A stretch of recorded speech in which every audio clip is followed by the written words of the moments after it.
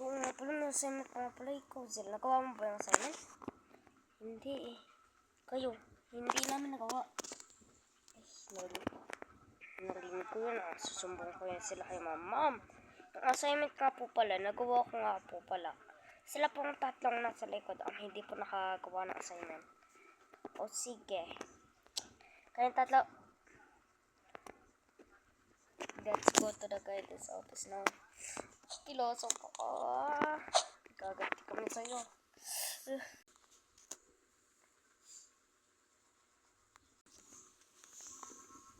Yun ang school project na. Tutulong ba kayo? Hindi. Tutulong kami. Oh. Sige, basta punta kayo mamaya sa bahay ah. Uwian na to.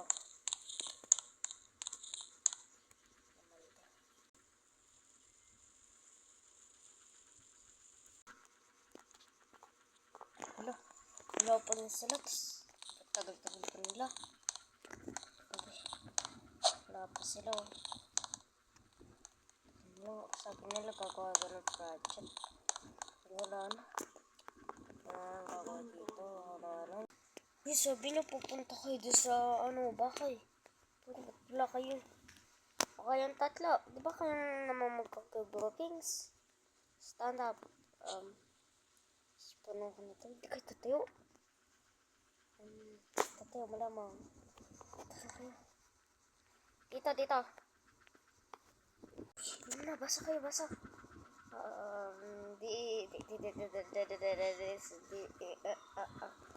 Bakit parang putal-putal yung boses nyo? Sila, ay, ang basa rin naman kayo. Uy, di ka babasa? Sige na. Yes, basa mo.